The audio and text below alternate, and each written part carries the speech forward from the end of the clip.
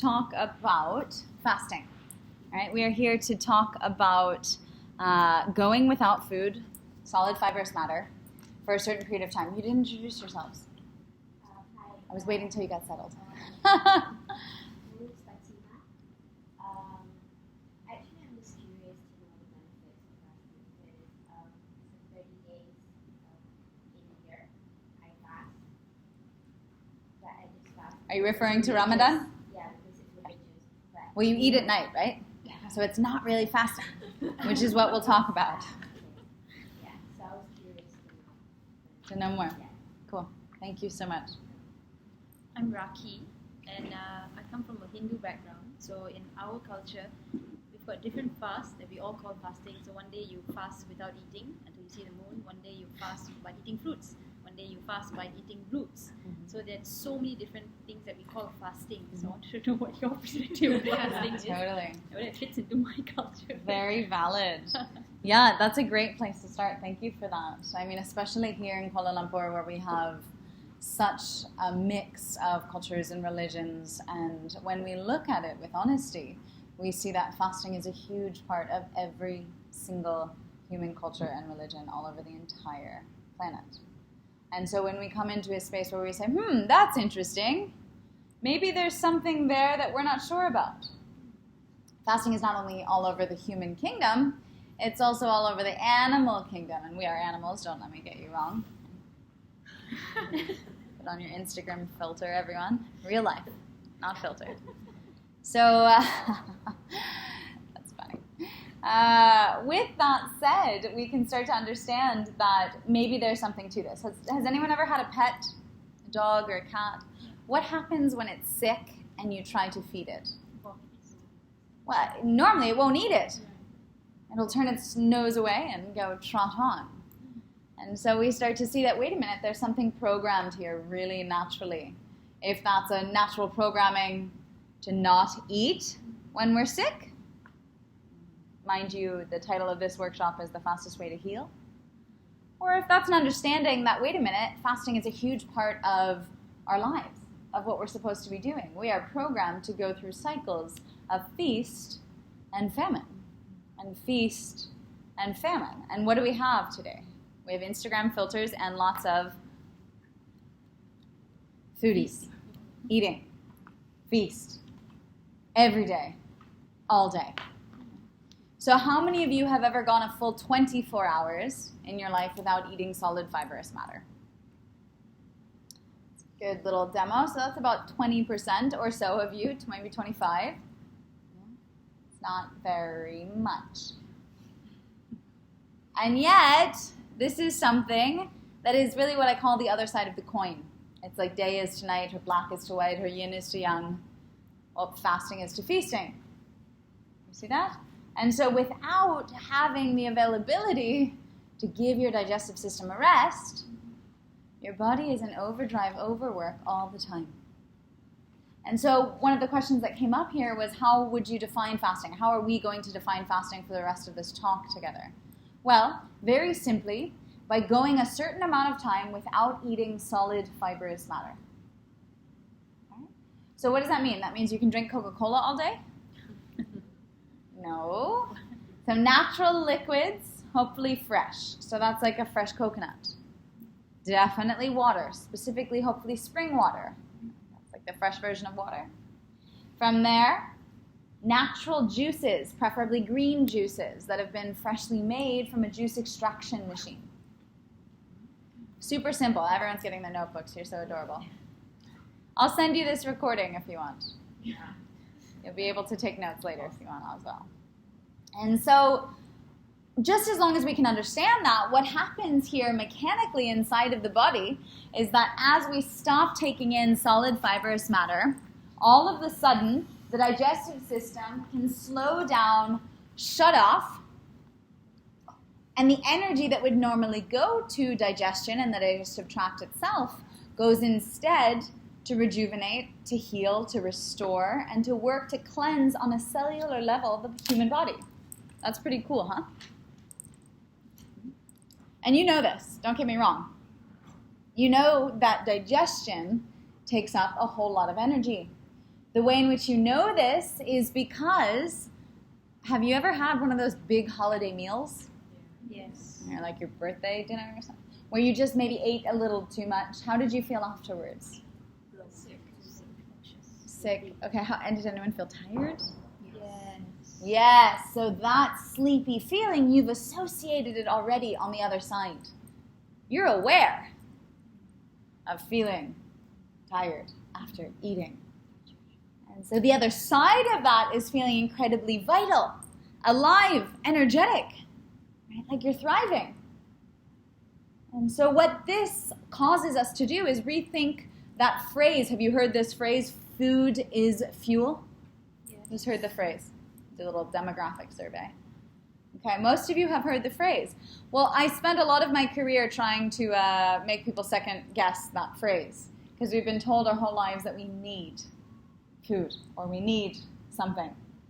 And yet, the truth of the matter is that we don't need anything at all. As you mentioned, there are people who live just on prana, on life force energy itself. They've hacked the system, if you will. There are sages in India who haven't eaten or drunk anything in 70 years. And so we're not necessarily intending to get there.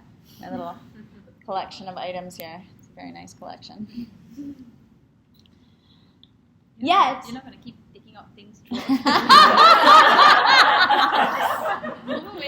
What is this, a strip show? Oh, that's funny. Thank you. Thank you for that, love.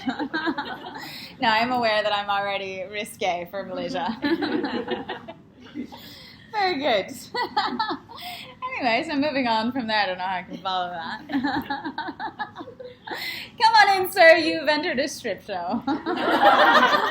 There, I followed it. Okay. He's like, what's going on? He brought food. Yeah, should we make him feel bad? Awesome. So we get the primary logistics here, yeah? That you have prana, life force energy, vitality, chi, ki, whatever you want to call it. You have it within you. You have access to it at all times. And yet what we are most of the time doing is detaching ourselves from it. Most of the time we're sending it to our digestive tract to digest, right? 3 times a day, every single day, and then snacks in between, and midnight snacks too, don't forget about those, right? Et cetera, et cetera, et cetera. You're welcome. And so through this constant working of the digestive tract, our body has very little time left to heal.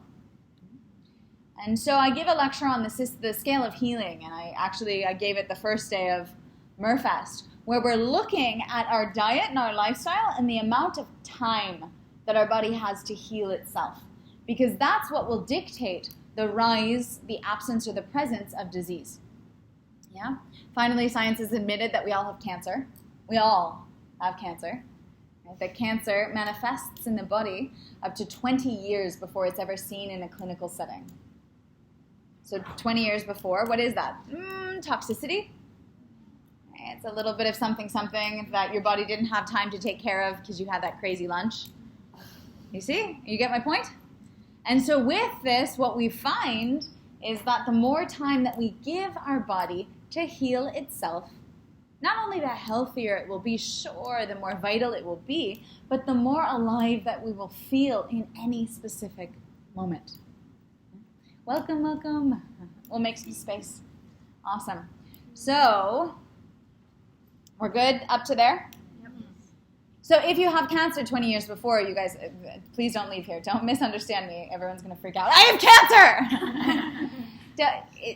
It's a matter of making sure that you give your body time to rest, restore, regenerate, detoxify, cleanse, and heal. And guess what? The good news, you ready for the good news? I gave you the bad news already. The good news is that this can happen just like that. All you have to do is stop eating.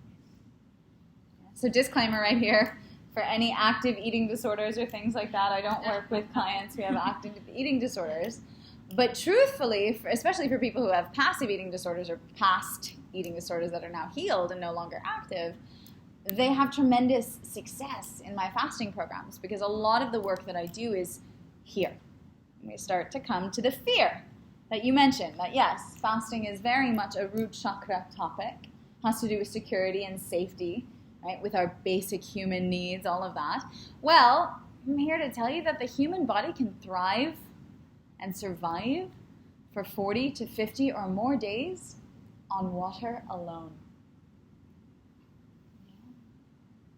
So for short fasting programs like a week, you have green juice, you have coconut water, you have tons of water. There's nothing that you need that you don't have, and there's nothing that you don't have that you need. It's pretty crazy, right?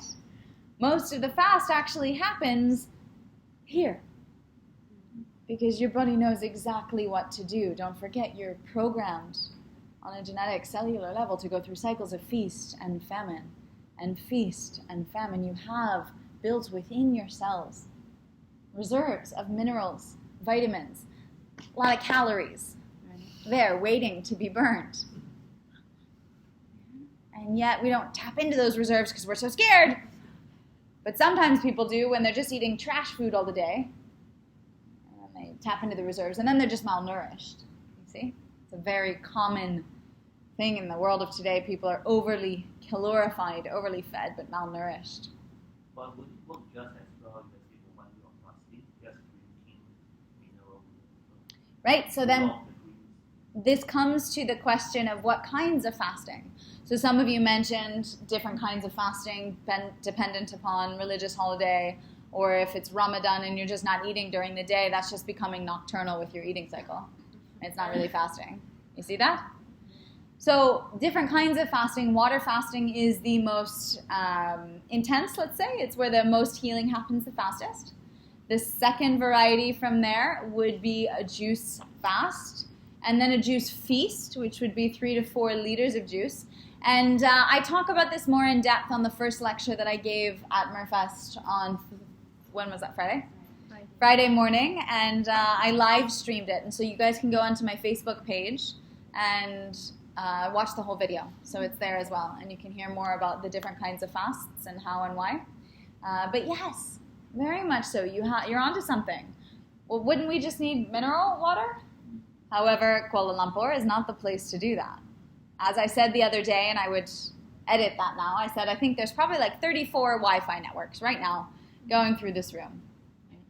Radiation, exposure to electronic devices and signals that they put off is very damaging, we could say, to our human body, and yet we think that this is fine and we don't pay attention to it, right? So welcome, welcome, welcome.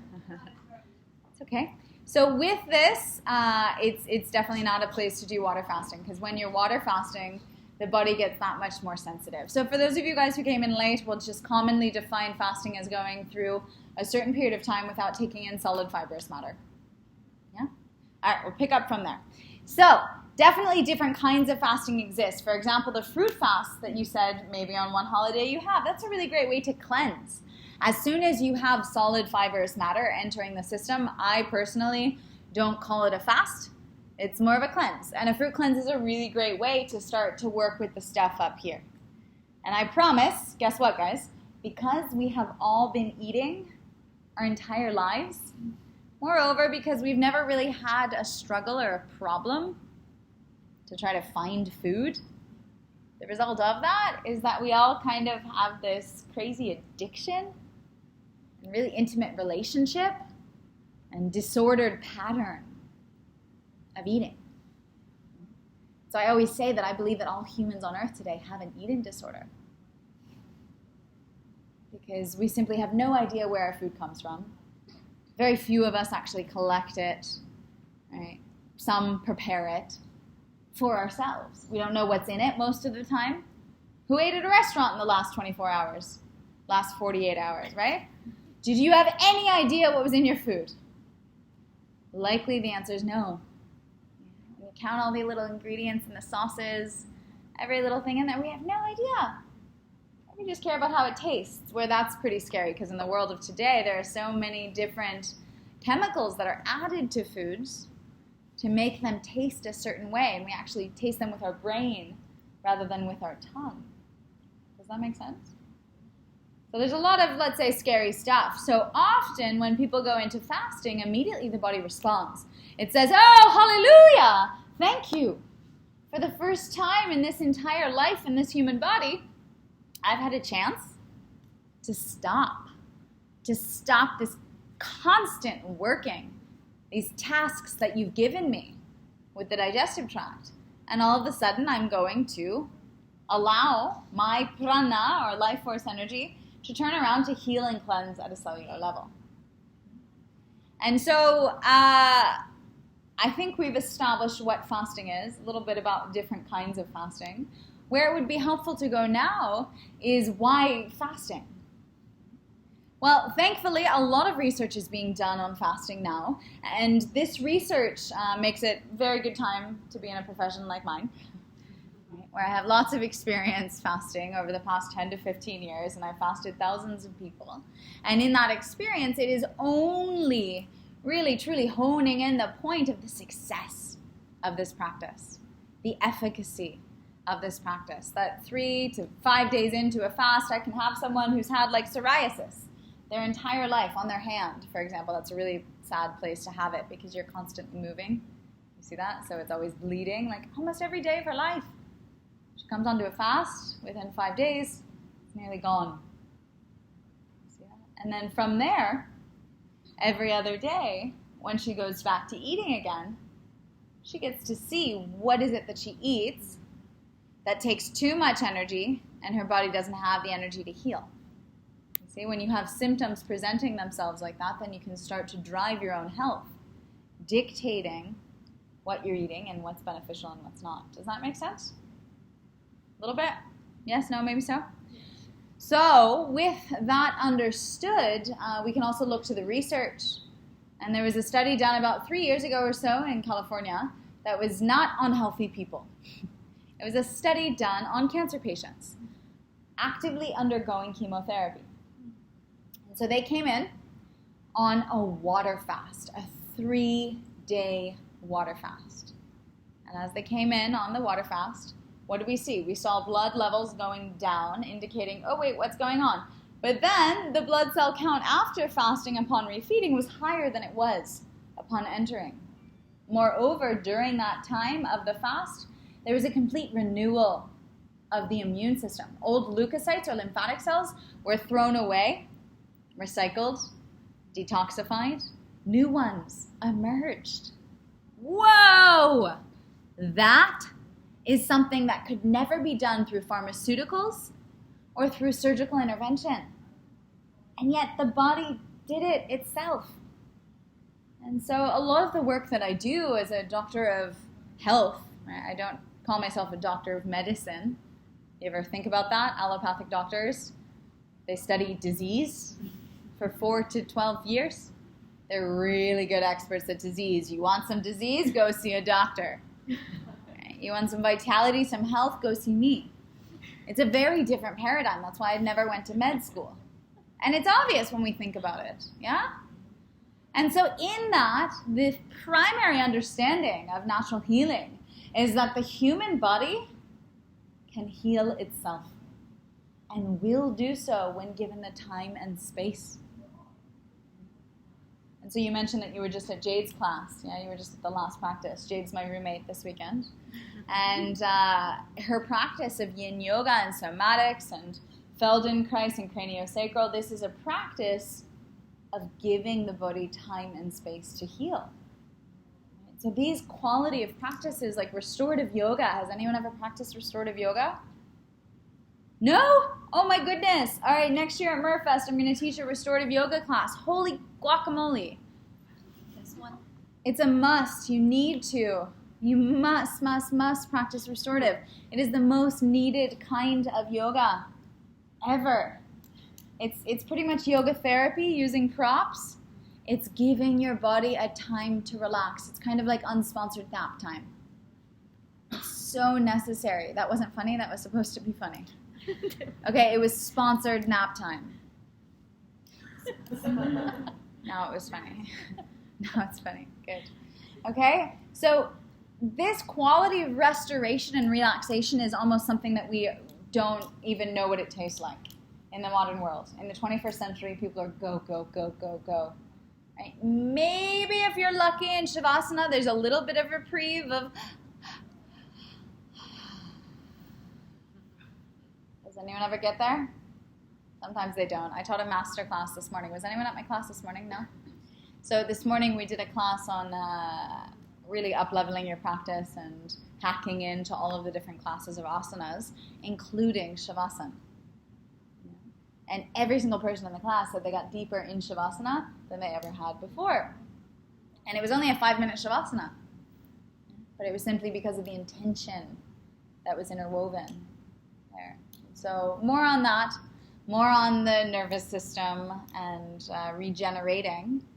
And essentially what fasting does is it gear shifts down. Does anyone drive a manual car? I'm getting someone. No.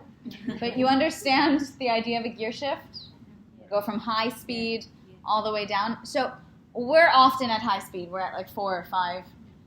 And what fasting does is it forces you within the first 3 days, which are the hardest, mind you. They're the most challenging, the first 3 days of fasting, because it's also not only a physiological readaptation period, it's also the time in your head where you're like, oh, I didn't really start yet. I could still eat. Oh, I could still eat food. Oh, I didn't really start fasting yet. Oh, I'll just eat something. But then once you're 3 days in, you're like, I'm fasting, and there's no choice, and there's no looking back. And then guess what? It only gets easier, which is really cool. Then on day 7, at the end of my retreats, I have people who say, I don't really want to eat again. And maybe they'll go on and they'll keep fasting. They get to day 14. Yeah, on my online fast over the summer, I had 2 girls, which I had no idea, went on to fast for the entire month. Right? That was how much they felt empowered. I was very humbled by how efficacious the program was. I've been doing distance fasting, which I'd never done before. They went on to fast the entire month. And they were like, I feel better than I have in my entire life.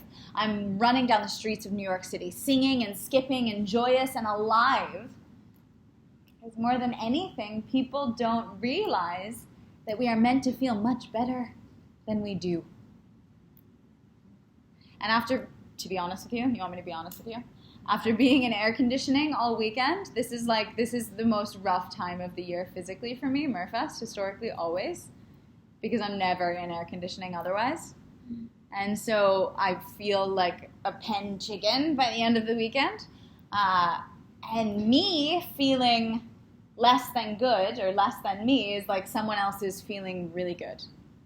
Does that make sense? And that's not because I'm special. It's simply because I understand that the glass ceiling is not here. That we are meant to feel like this, that sense of vitality and aliveness that you had when you were 5 or 6 or 7 years old, that did not die with puberty. That is still very much alive inside of you. And it's just the dampening of eating foods that often aren't meant for human consumption, food-like products, all day, every single day. Up to 70% of all available energy goes to digestion. And it's really simple. You just have to not eat. And you get that energy back. Now, mind you, has anyone ever woken up and been like, don't talk to me until I have breakfast? Or do you know someone like that, if you're not willing to admit it yourself? Yeah? So what that is often a detox response. And this is a big part of fasting, that the body goes into detoxification mode as soon as it's given a time or a space to be able to. Right? Oh, finally I have time to clean house. I make an analogy. I make an analogy to like a house. You have a house, maybe? Some of you live somewhere?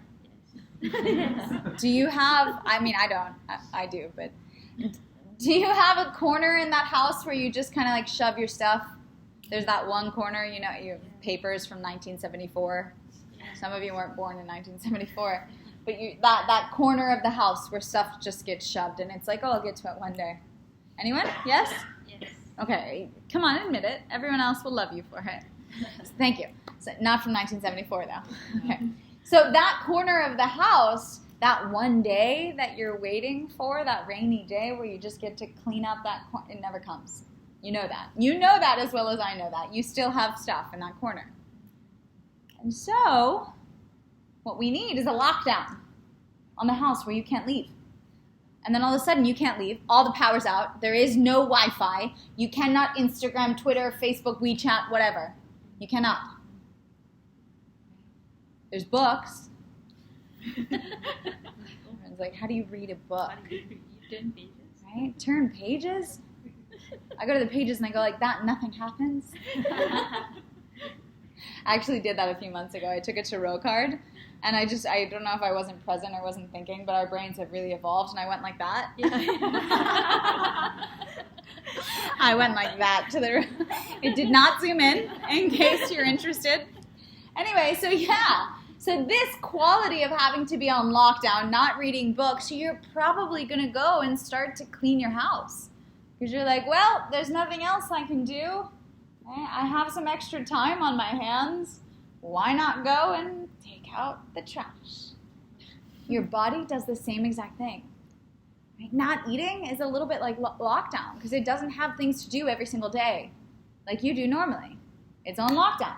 All of a sudden, it doesn't have its daily tasks. It doesn't have places to go and people to see and Instagram posts to make. It can suddenly just be with itself. And the immediate response is, let's go to that corner. Often, let's go to the corner that needs it the most. But 95% of the time, that's the liver. And so the process of detoxification of toxins inside the body is one in which the toxicity is taken from the cell, travels through the bloodstream, and goes to either the large intestine, the colon, or the lungs for elimination. And so in that process, when you have toxicity running through your bloodstream, can anyone guess how you might feel? Yeah, a little bit toxic. Sluggish, headachy, nausea, yeah, a little moody. Yeah. Has anyone felt that way sometimes, first thing in the morning? Wait a minute. Maybe now we know why. Because your body has gone overnight, the only period where you're not shoving your face with food. Right, no offense, I love you. That in yoga class. Overnight into detox. That's why we call that morning meal, what is it called in English? Breakfast. Breakfast. Break, fast. We've been fasting overnight. You see that? And then when you have that meal in the morning to break your fast, you feel better. Who feels better after breakfast? Yeah, well, why are you feeling better? If your body doesn't actually need food, what's happened? The nasi lemak tastes so good. Okay, something that tastes so good. Maybe you've stopped the detox process. You see that? The toxins were being stirred up for elimination. And then you're like, don't talk to me, I'm hangry. I want some food. And then you eat or you have your coffee or whatever it is. And immediately, the detox process stops. So it's not the food that made you feel better. It was the fact that you stopped the detoxification. Now, it's not very difficult to get through that barrier and that wall. Guess what's really useful in it? I'm going to get mine right now. It's a 5-letter word. It starts with a W, it ends with an R. Water. Yes! You've won the jackpot. Water. Water break for anyone who has water with you. Really good time to be drinking. This will wash away the toxicity that's been stirred up. Welcome. And as it's stirred up, it needs to be flushed out. Because the thing is, if it's held inside, then that's when you don't feel good. But if you can allow it to process through, you'll feel fantastic. Does that make sense? So, one of my many campaigns, I'm just going to make it up right now. I have a campaign already that's called Fruit for Breakfast, but I want one too that's called Water for Breakfast. Right? What if you just had water for breakfast? What if you allowed for your body to flush itself out? Yeah? Water break. Water break. And with that flush, you'll be able to, instead of feeling sluggish and tired and toxic, to feel light and wonderful and airy and detoxified and cleansed and clear. How much water would you Yeah. recommend? Yeah, cool. So this gets us into a whole nother lecture, which is one of my trademark lectures. I have a TED Talk on it. It's called The Foundations of Health. And they're really simple health principles that people simply don't know about today. Right? The first one is hydration, because this is actually elemental to our existence. We are 60 to 90% water. And yet, most people are running around super dehydrated. Dehydration itself is the root of most all disease. And what we find is that the human body uses and loses 3 liters of water per day. So that looks like 8 of these. It's 375. Yeah? 3 liters. Do you have bottles? How much would 3 liters be? 3 of those big guys? Yeah, water bottle. Who drinks that much? No one's hand is up except for mine. All right, so we've decided that we're pretty dehydrated. Moreover, in countries like this, there's a whole lot of salt in the food. Uh-huh. Sure. So can I stage that for the end? Sure. It would be good. Glass is best. Is my short answer. Mm-hmm. Yeah. But we got to drink water first. Most people aren't getting there. Yeah. And this is only water on an empty stomach. And so if we see disease rates skyrocket, which we are seeing in Malaysia and other Southeast Asian countries, especially, we start to understand that this comes not from some like foreign invader, like the aliens have come, so we all have cancer now. No, I'm sorry. I love you. That's not how it is. All right? The 5 most prevalent maladies of our time, heart disease, diabetes, autoimmune diseases, cancer, and obesity, are all completely not only preventable, but pausable and reversible through diet and lifestyle change alone. Through diet and lifestyle change alone. And so what we find from that is power in our hands. That we have power then to dictate our future of health. Fasting is the shortcut. It's the fastest, most guaranteed way to prevent disease and reverse disease.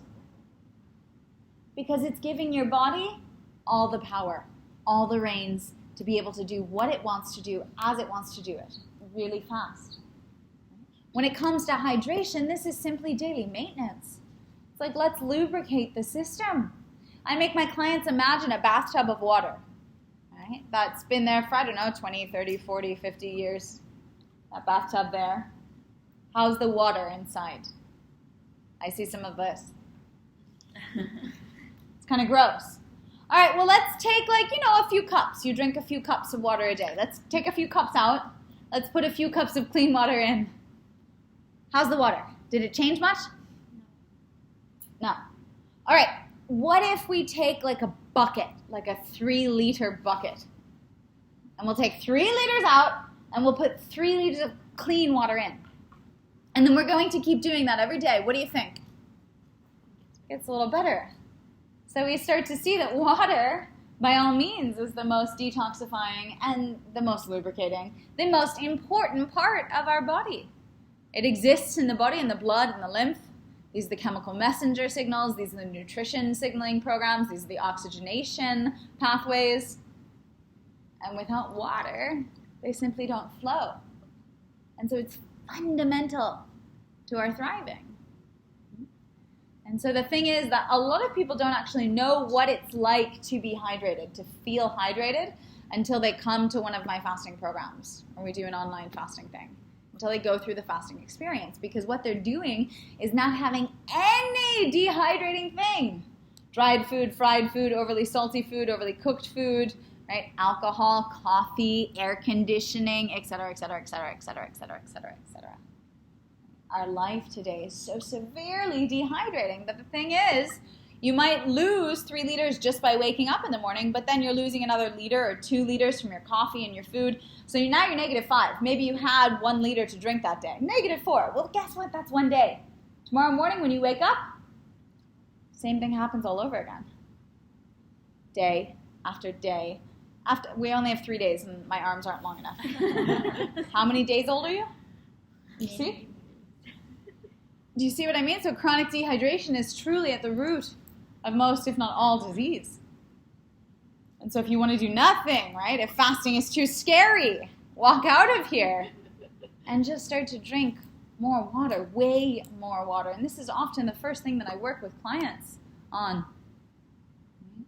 Making sure that we can get water. Find a bottle you love. Make sure it's full. Empty it and then fill it again. Start to track how much water you're drinking. This is a strategy. Do you guys all have a notebook? Yeah. Okay, so those of you who have a notebook, write it down. Those of you who don't, close your eyes right now for a second and just make a strategy with yourself. My water strategy. What I will do to start to drink more water. Not only more, but 3 liters. So I left this behind, but since I found it, I thought I'd just sit. Yeah, you're welcome. Come join us. Come join us. You're always welcome to leave at any time. It's a festival. We're talking about fasting, and we got sidetracked on water. And now everyone's taking a water break, as they rightfully should. Very good. All right, so some kind of water strategy. Did you write something down? Can I hear some strategies? Have a bigger bottle. Okay, have a bigger bottle. I love it. What else? Have a smaller bottle. Okay. So you fill it more often? Yeah. Very interesting, very interesting. It doesn't feel so daunting. Everyone has their own strategy. What else? Water app. Okay, a water app. Do they exist? Yeah. They remind you to drink? Will you send it to me? Okay, I'd love to see that. All right, good. Water app. Fantastic. I wish I would have capitalized upon that. What else? Install what application as reminder. Yeah. So use your own reminders. Yeah. But see, the thing is, you don't want to have to rely on a reminder because 3 liters is too much to have like 20 reminders all day. And so it's really great if you just make it a habit. And water is meant to be drunk alone and on an empty stomach, so not with food. And so with that, you can start to create a habit that, like, first thing in the morning, remember that campaign, that hashtag that I just made, water for breakfast? Start to do that, where you have 1 liter to 1.5 liters before you ever think about the word breakfast. What if you were to wake up and flush your inside? I mean, many of you wake up and shower, don't you? You wash your outside. How about the inside? Right? All of these water cleansing blessings, and yet we never offer it to our soft internal tissues. If you drink water, it doesn't go straight through you and flush it out. It sits in your system. So it's not really flushed at all. It's just a glass of water.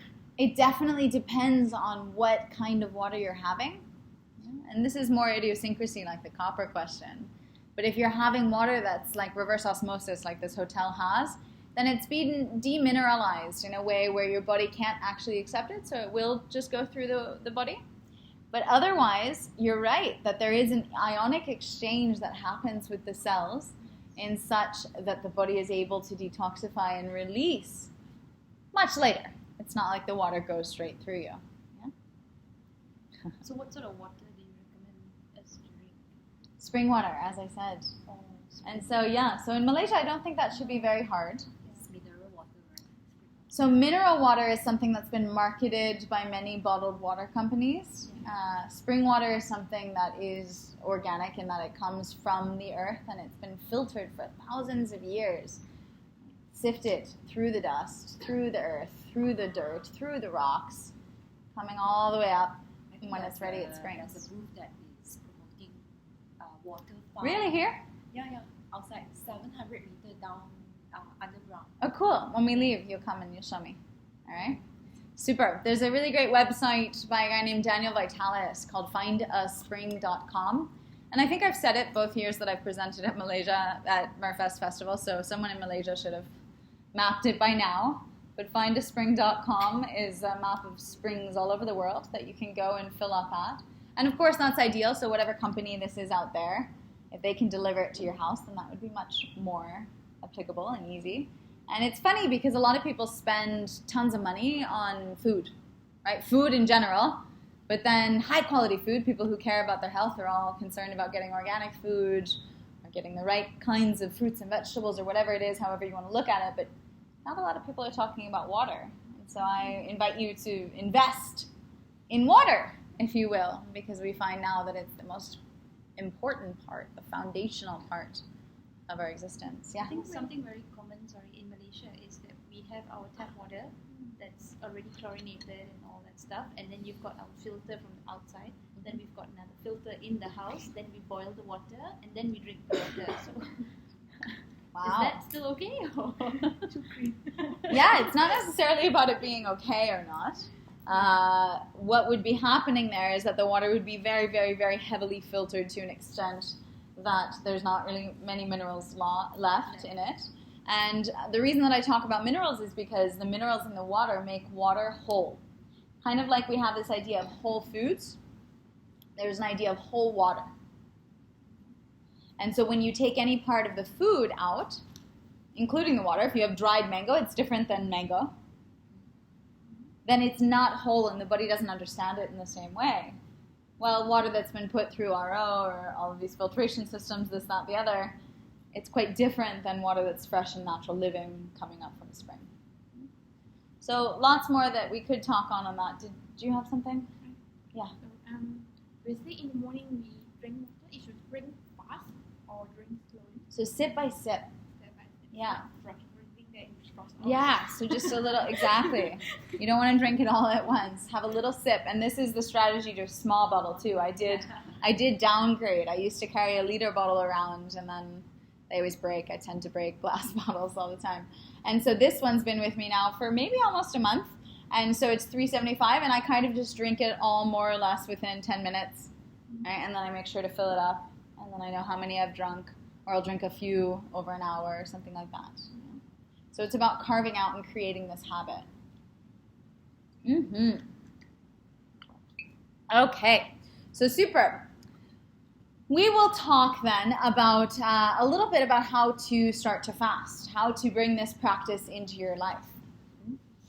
So we've talked thus far, there's one more research study that I didn't share with you, but we talked about commonly defining as a group for this lecture what fasting is, going for a certain period of time without solid fibrous matter entering the system. We talked about why, both historically and within the animal kingdom, that this is something that's very natural. We talked about the definition of it. Something like Ramadan isn't true fasting if you're eating at night. When as soon as solid fibrous matter enters the system, you've broken the fast, right? Just like breakfast. We talked a little bit about detox responses and the feelings that you might feel or getting hangry or something like that in the morning. And then we went into a big long tangent about water and how water can really start to take care of it and facilitate the whole process. And so we also mentioned why fasting in terms of the clinical studies. And so another good reason to be in my profession right about now is that last year a Nobel laureate, a Japanese scientist, won the Nobel Prize for his work on something called autophagy. Autophagy is cellular self-digestion. It's exactly what I described happening in the leukocytes, or the lymphatic cells, of the chemotherapy patients under this 3-day fasting study. Right? They were recycled. The old ones were thrown away. They weren't useful anymore. Self-digestion of the cells. And new ones were metabolized and brought to life. Right?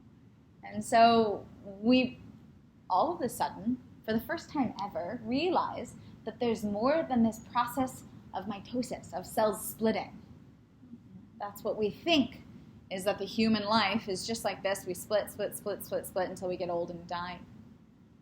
But what we found now is that there's actually a regenerative force, a recycling force, a self-healing force, if you will, biologically, cellularly, in the human body. And so I don't deal in laboratory so much, mostly because it doesn't interest me.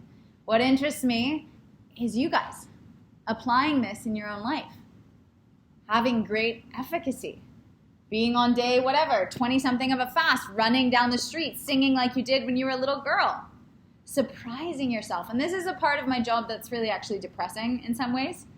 Most people that fast with me, right, they'll get to like day 6 and they'll say, Andrea, to be honest, I didn't think I could do it. Yeah. But I feel better than I ever have in my entire life. And I'm amazed. I'm not even hungry. If I had like money, give me some ringgit for every time I heard the phrase, I'm not hungry. I'm waiting for the hungry to come. I'm not hungry. But people never let themselves experience this territory, this ground. And yet, as we discussed at the beginning, this is like the other side of the coin. It's the other side of life. We have day, we have night, we have eating, we have fasting. So coming into this can be a huge, new, exciting process of putting light or shedding light upon this area of ability, of self-healing. And I'm a revolutionary in most things that I do, and I'm definitely a revolutionary in the political economic sphere of the global climate right now, because things aren't going so well. Did you notice? Like life, 21st century life, isn't very sustainable. And so a movement of decentralization, where we're taking back our authority that we've given away, and one of the biggest authorities that we've given away is our health.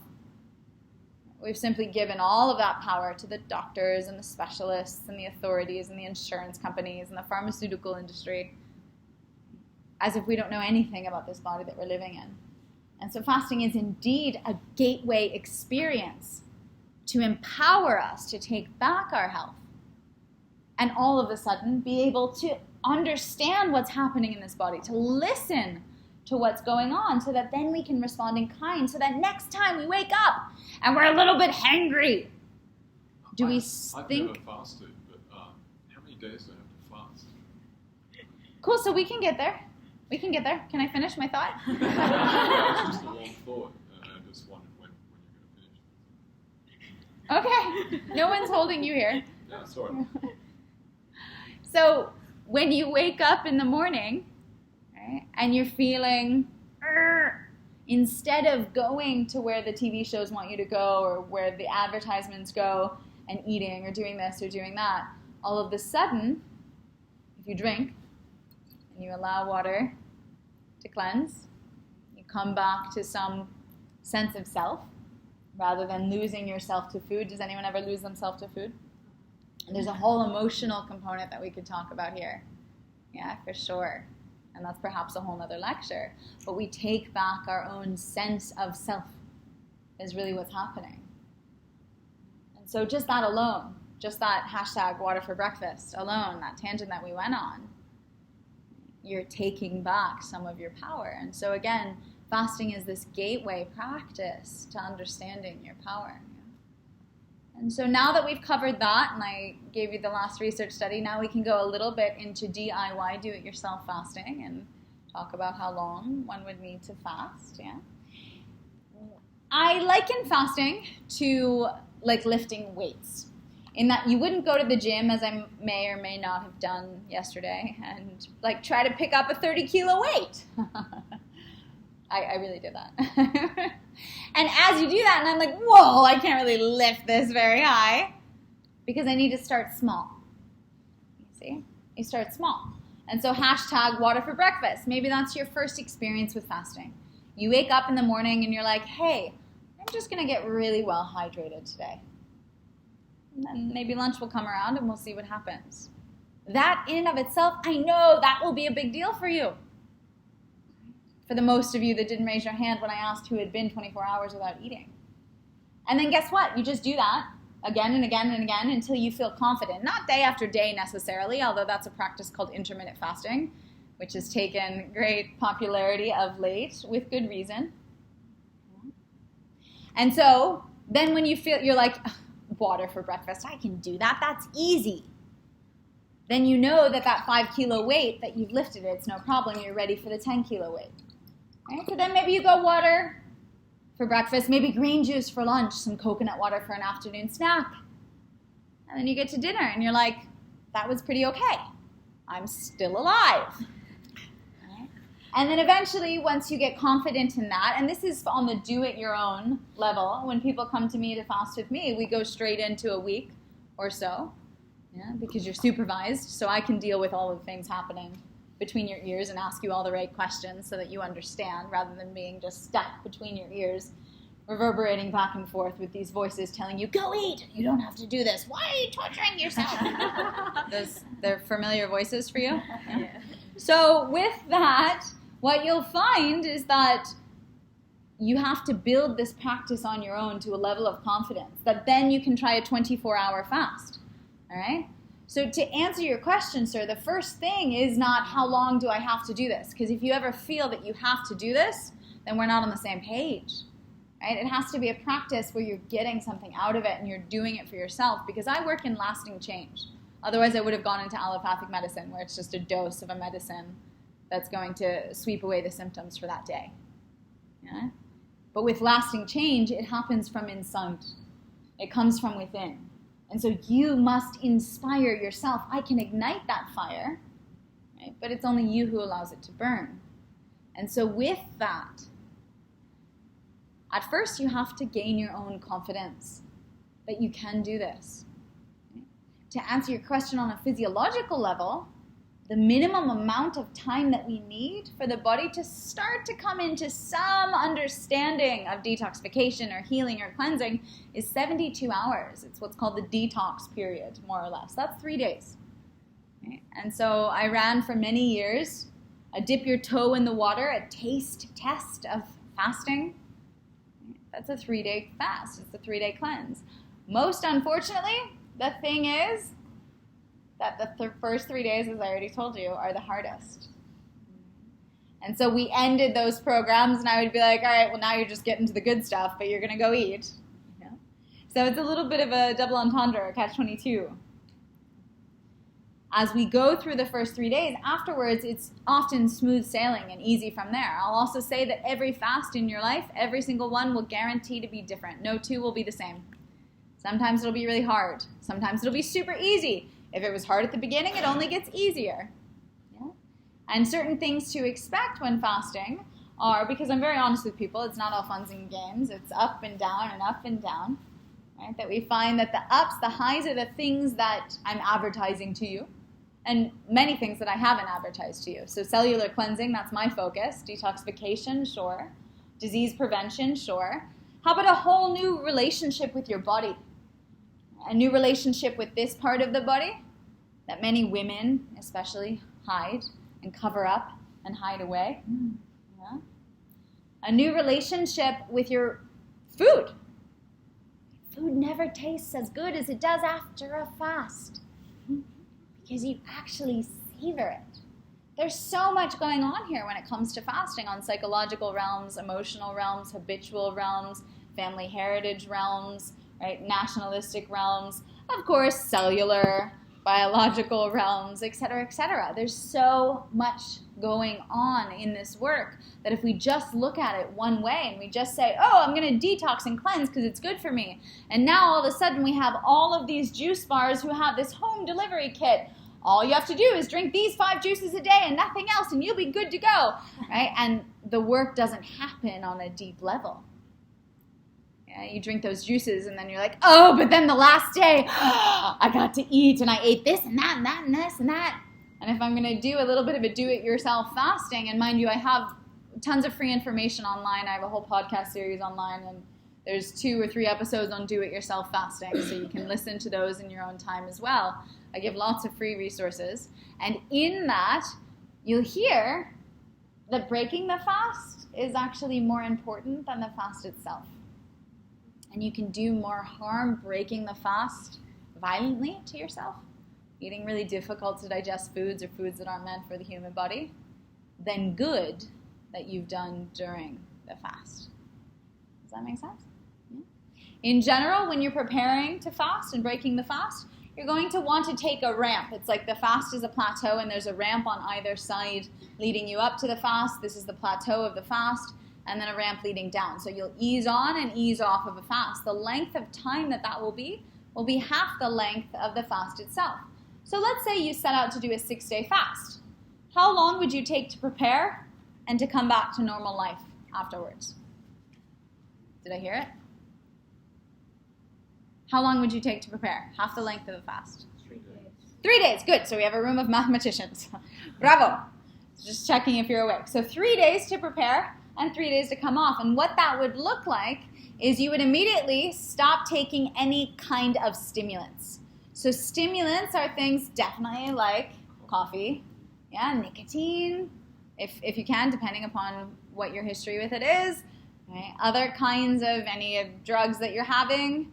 Definitely also depressants, alcohol, any kind of other caffeine, white sugar, right? Processed foods in general, difficult to digest things like animal products, any other processed foods, maybe like wheat, etc., etc. So essentially, you're going to go on a fully plant-based diet at the beginning of those 3 days. The first day, you'll just eat a plant-based diet, see how it goes. The second day, you might want to start to simplify. Have, instead of cooked elaborate meals with 50 ingredients, have just like 4 or 5 ingredients, maybe just gently prepared. And then the day before the fast, you'll have pretty much only fruits and vegetables in their natural state. Keep it really light and really simple. You'll then go on to the fast. And in the time coming off of the fast, you'll do the inverse of that, where you'll break the fast with one simple kind of fruit, ripe, and you'll probably eat less than you would expect because the stomach does shrink while fasting. The second day, you'll have simple fruits and vegetables. And then the third day, starting to integrate more things that you would consider a meal. And then only after that 3 days would you go back to anything that you would consider your normal diet. But often after a process of cleansing, people don't want to go back to how they were before because they feel so amazing. That going back to more or less polluting with processed foods or foods that aren't meant for the human body, challenging foods at large. It's more about what's a challenge to the body or an obstacle to the body being able to have time to heal itself. At that point, you feel so good that you don't want to go back.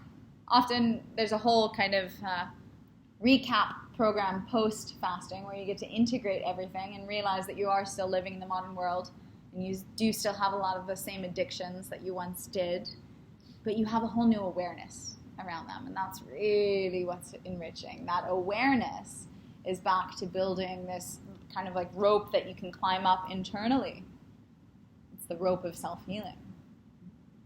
And so food is truly the last frontier. It is the last addiction. I mean, we could sit here and have an AA meeting or an NA meeting and talk about, I'm glad that makes some of you giggle.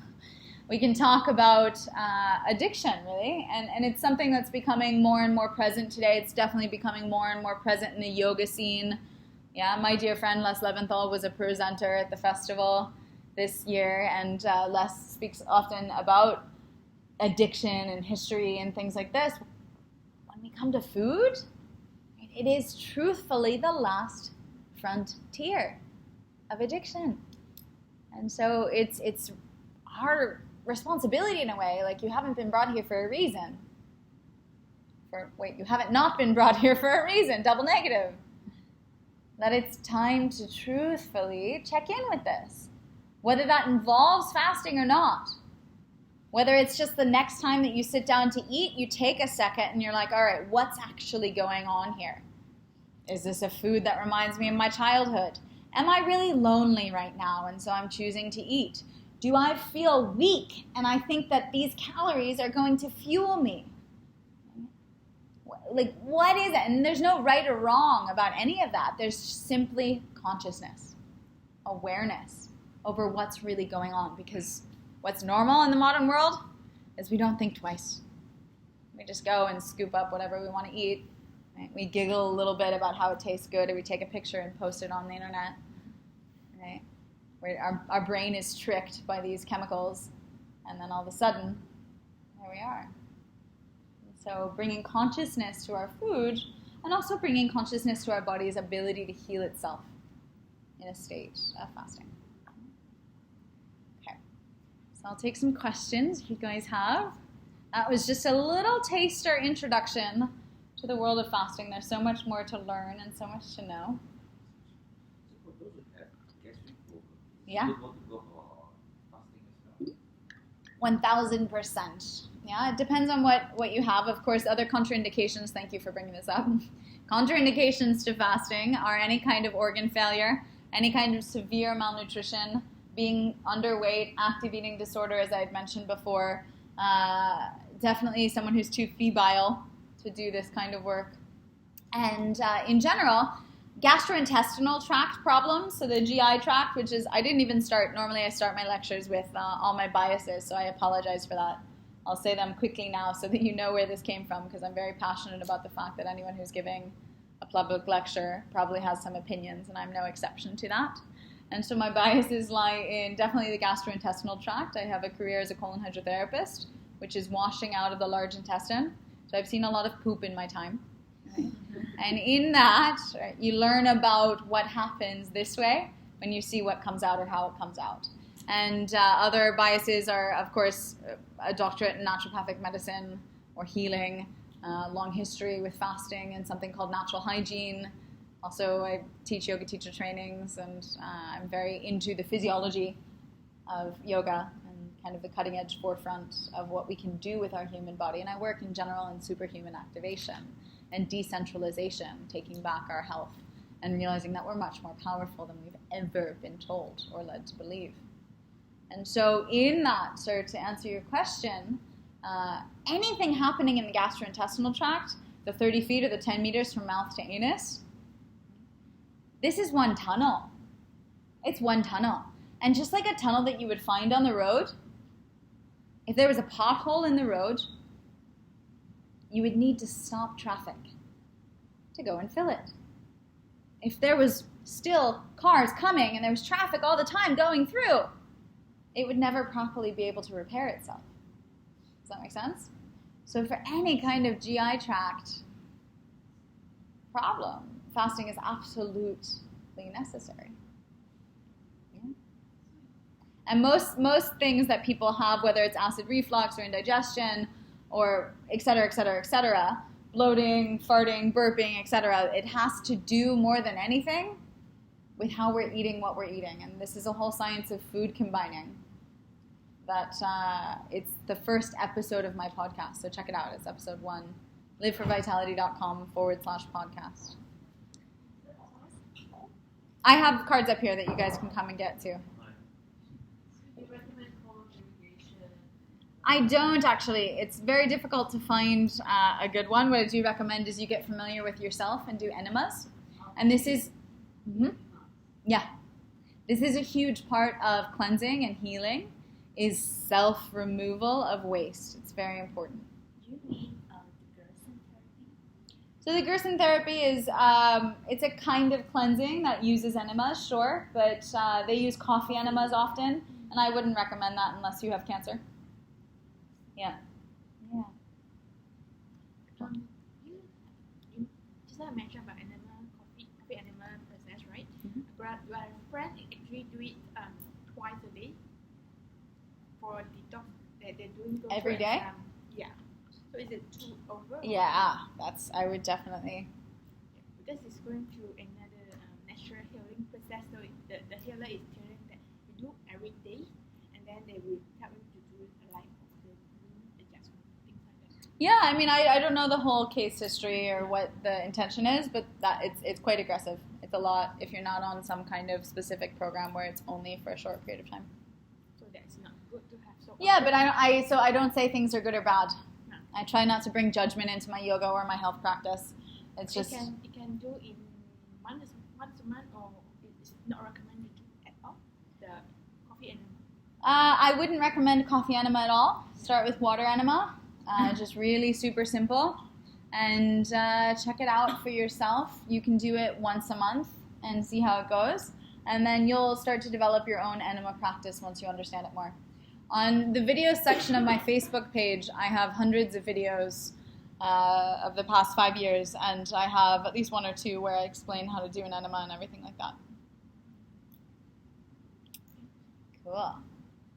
One more question. Are you a vegan? I eat a plant-based lifestyle and diet, yeah. Is that what you post? I don't use the word vegan, actually, at all, ever. I just presented at the Bali Vegan Festival for the first time, but to me it's much more logical. I find that the word vegan is often associated with certain agenda, whether that's an animal rights agenda or something like that. It's very, very clear that, I mean, we're at more or less a yoga festival, whether we'll admit that to the Malaysian government or not, that a yogic lifestyle is one that is as least harmful as possible, not only, of course, to animals, but to our human body. And so I really come on the health front, where we see that a plant-based diet and lifestyle is the one that prevents, pauses, and reverses those 5 most prevalent maladies that I mentioned before.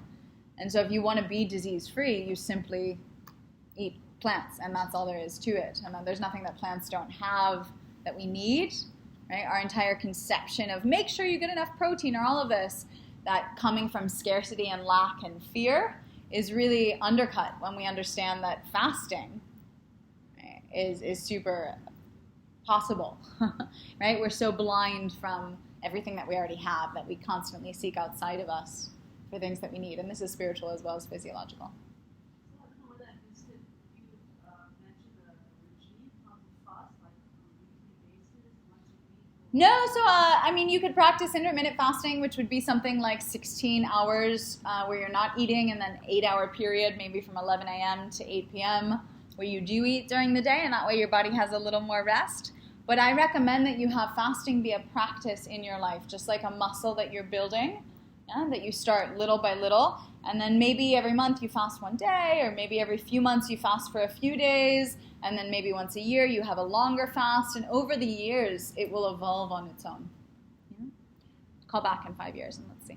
Would you recommend us to, let's say we are fasting, right? Would you recommend us to take supplements to compensate the nutrients that we are? What do you think I'm going to say to that question after what I just said? You don't need anything. You already have everything that you need.